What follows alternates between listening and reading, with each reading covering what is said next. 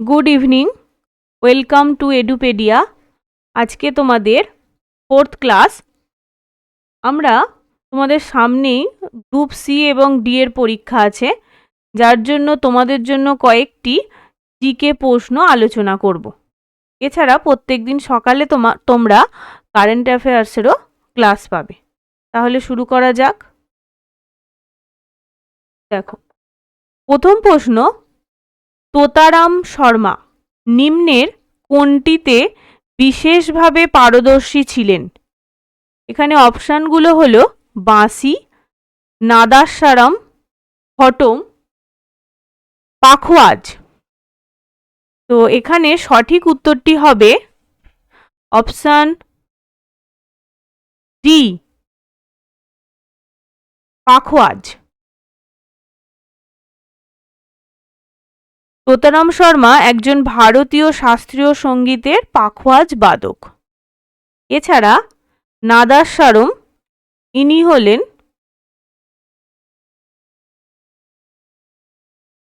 নাদাস্বারমে পারদর্শী শেখ চিন্না মৌলানা, এবং ঘটম এটাতে পারদর্শী টি.এইচ. বিনায়াক্রমা। ওকে, পরবর্তী প্রশ্ন, JFM প্রজেক্ট কোন রাজ্যে প্রথম চালু হয়? অপশানগুলো দেখো, পশ্চিমবঙ্গ, কেরালা, নাগাল্যান্ড, জম্মু। তো এই JFM এর পুরো নাম আমরা জানবো। JFM এর পুরো নাম হলো joint forest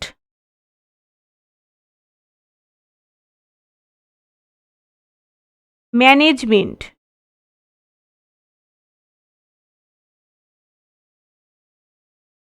joint forest management. তো এই প্রজেক্ট প্রথম চালু হয়েছিল পশ্চিমবঙ্গ, কেরালা, নাগাল্যান্ড, জম্মু। কোথায় প্রথম চালু হয়েছিল? এখানে সঠিক উত্তরটি হবে অপশান এ, পশ্চিমবঙ্গ। আর এই যে প্রকল্পটি, এটি একটি যৌথ বন ব্যবস্থাপনা, যা বন বিভাগ এবং স্থানীয় জনগণের অংশগ্রহণের দ্বারা একটা বনকে কিভাবে ব্যবস্থাপনা করা যাবে তার পদ্ধতি, মানে বনকে বাঁচানো যাবে তার একটি পদ্ধতি। এটা পশ্চিমবঙ্গের মেদিনীপুর জেলার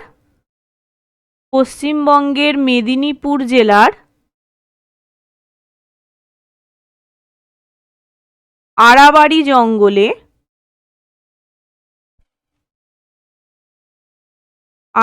জঙ্গলে হয়েছিল 1971 সালে। বোঝা গেল? পরবর্তী প্রশ্ন দেখো, নিচের কোনটি পতঙ্গ পরাগী ফুল?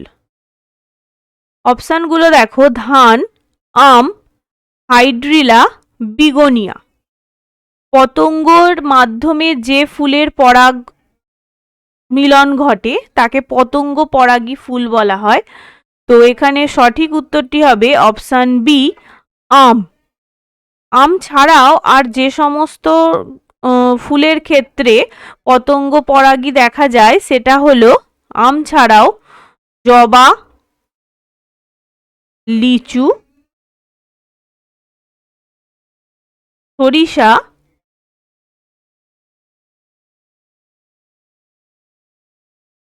গোলাপ,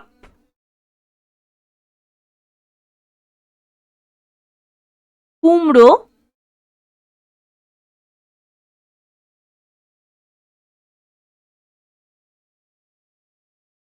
এগুলোকেও পতঙ্গ পরাগী ফুল বলা হয়। তাছাড়া এখানে দেখো ধান আছে, ধান হলো বায়ু পরাগী।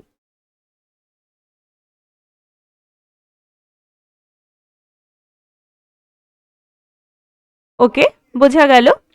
পরবর্তী প্রশ্নে যাওয়া যাক। 4 নম্বর প্রশ্ন দেখো, দিল্লির সৈয়দ বংশের প্রথম শাসক কে?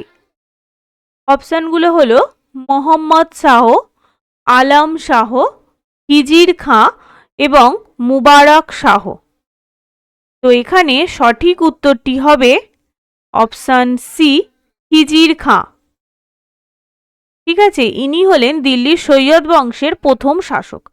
দিল্লিতে যে সুলতানি বংশরা রাজত্ব করেছিল, দিল্লিতে যারা রাজত্ব করেছিল তাদের মধ্যে প্রথম ছিল দাস বংশ, পরে খলজি বংশ,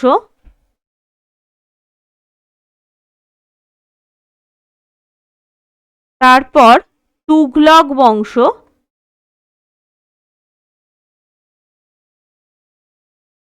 নেক্সট হলো সৈয়দ বংশ। সৈয়দ বংশ কত সাল থেকে কত সাল রাজত্ব করেছিল সেটা আমরা জেনে নেব। 1414 থেকে 1451 সাল পর্যন্ত দিল্লিতে রাজত্ব করেছিলেন সৈয়দ বংশ, এবং তার পরবর্তী বংশ হল লোদি বংশ। ঠিক আছে, লোদি বংশ পরবর্তী ক্ষেত্রে 1451 থেকে 1526 পর্যন্ত রাজত্ব চালিয়েছিলেন, এবং 1526-এর পরে আমরা জানি যে মোগল সাম্রাজ্য শুরু হয়েছিল বাবরের মাধ্যমে। ঠিক আছে, তো এখানে আরেকজন ব্যক্তি সম্বন্ধে আমরা জেনে নেব, মোহাম্মদ শাহ। মোহাম্মদ শাহ ছিলেন প্রথম বাহাদুর শাহের নাতি। আচ্ছা, পরের প্রশ্নে যাওয়া যাক। দেখো, বুন্দেলখন্দ কোথায় অবস্থিত? ইন্দো গাঙ্গেয় সমভূমি এবং বিন্ধ্য পর্বত, বিন্ধ্য ও সাতপুরা পর্বত, ছোটনাগপুর মালভূমি এবং মালওয়া মালভূমি, এবং কোনোটিই নয়। তাহলে এখানে সঠিক উত্তরটি হবে বুন্দেলখন্ড ইন্দো গাঙ্গেয় সমভূমি এবং বিন্ধ্য পর্বত, অপশান এ এর মাঝে অবস্থিত। ঠিক আছে, পরবর্তী প্রশ্ন, কত তারিখে কর্কট ক্রান্তি রেখার উপর সূর্য অবস্থান করে? 21শে মার্চ, 21শে জুন, 23শে সেপ্টেম্বর, 22শে ডিসেম্বর। এর মধ্যে সঠিক উত্তরটি হবে 21শে জুন। তোমরা জানো 21শে জুন উত্তর গোলার্ধে সবচেয়ে বড় দিন হয় এবং দক্ষিণ গোলার্ধে সবচেয়ে ছোট দিন হয়। একে সামার সলস্টিস নামেও ডাকা হয়। পরবর্তী প্রশ্ন দেখো, ফিরোজাবাদ কোন কারখানার জন্য বিখ্যাত? অপশান এ তালা, বি পিয়া, সি সিমেন্ট, ডি চুড়ি। এখানে সঠিক উত্তরটি হবে ফিরোজাবাদ চুড়ি কারখানার জন্য বিখ্যাত। এছাড়া দেখো, তালা কারখানা কোথায় আছে আমরা জেনে নেব। তালা কারখানা আছে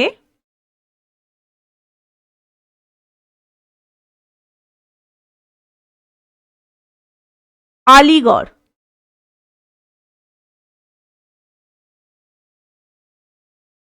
এবং সিমেন্ট কারখানা আছে দুর্গাপুর।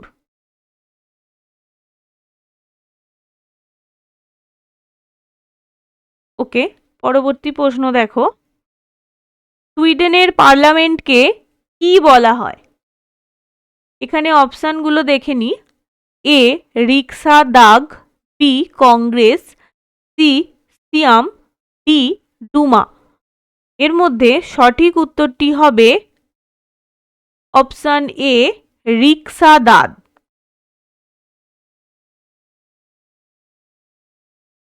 পরবর্তী প্রশ্ন দেখো, জাতীয় চিনি গবেষণাগার কোথায় অবস্থিত? Option A Lucknow, B Kanpur, C Mumbai, D Delhi. এখানে সঠিক উত্তরটি হবে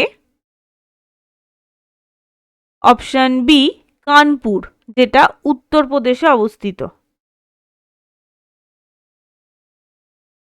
পরবর্তী প্রশ্ন দেখো, ভারতের অ্যাটর্নি জেনারেলকে কে নিযুক্ত করেন? অ্যাটর্নি জেনারেলের নিযুক্ত হওয়া আমাদের সংবিধানের আর্টিকেল ৭৩ আছে এবং যিনি অ্যাটর্নি জেনারেল তিনি হলেন হাইয়েস্ট ল অফিসার।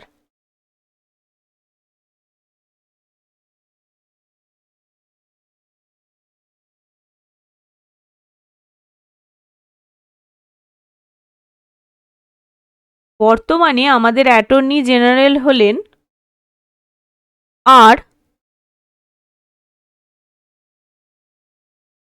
ভেঙ্কাটারমানি।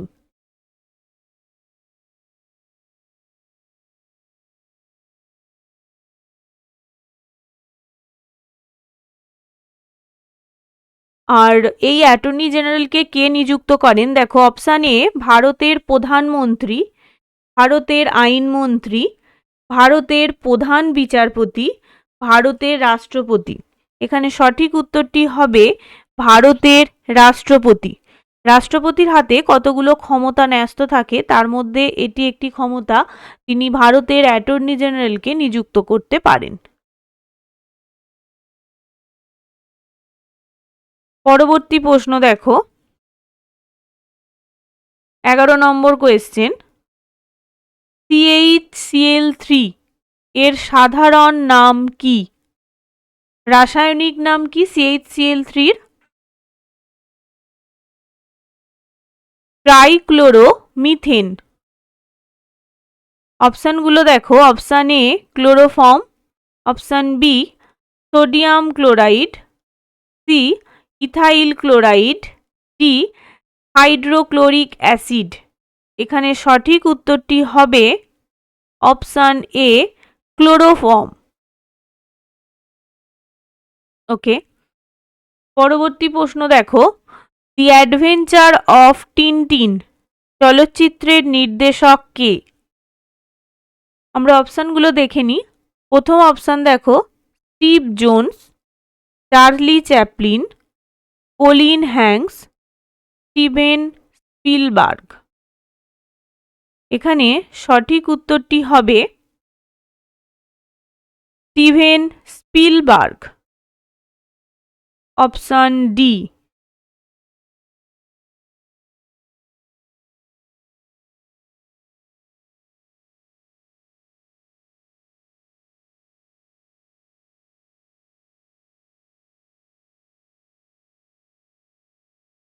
এছাড়া আমরা জেনে নেব স্টিভ জোন্স ইনি একজন মিউজিশিয়ান এবং চার্লি চ্যাপলিন, এটা আমরা জানি, ইনি একজন বিখ্যাত ব্রিটিশ কমেডিক অ্যাক্টর। বোঝা গেল? পরবর্তী প্রশ্ন দেখো, ইহুদি মেনুহিন কোন বাদ্যযন্ত্রের সঙ্গে যুক্ত? বাঁশি, গিটার, বেহালা, পিয়ানো। ইনি বেহালার সঙ্গে যুক্ত। পরবর্তী প্রশ্ন দেখো, রুদ্ধ সঙ্গীত নাটকটি কার জীবন অবলম্বনে সৃষ্ট? অপশানগুলো দেখে নেওয়া যাক। এ হেমন্ত মুখোপাধ্যায়, বি পূর্ণদাস বাউল, সি শ্যামল মিত্র, ডি দেবব্রত বিশ্বাস। এখানে সঠিক উত্তরটি হবে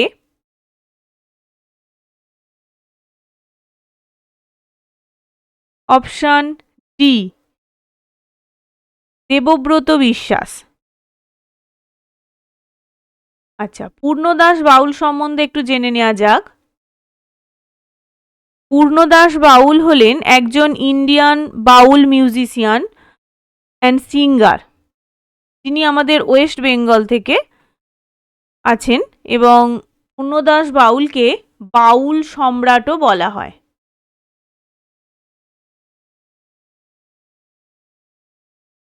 বাউল সম্রাট আমাদের পশ্চিমবঙ্গের।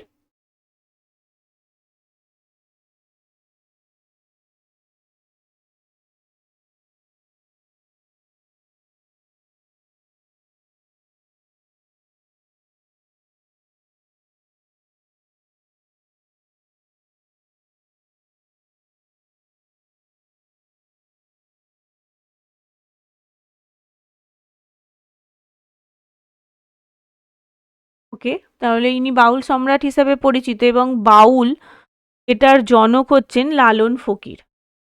বোঝা গেল? পরবর্তী প্রশ্ন,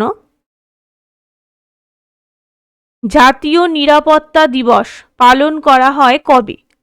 ৪ঠা মার্চ, ৫ই মার্চ, ৬ই মার্চ, ৭ই মার্চ। এখানে সঠিক উত্তরটি হবে অপশান এ, ৪ঠা মার্চ। পরবর্তী প্রশ্ন, হু দ্বারা স্বীকৃত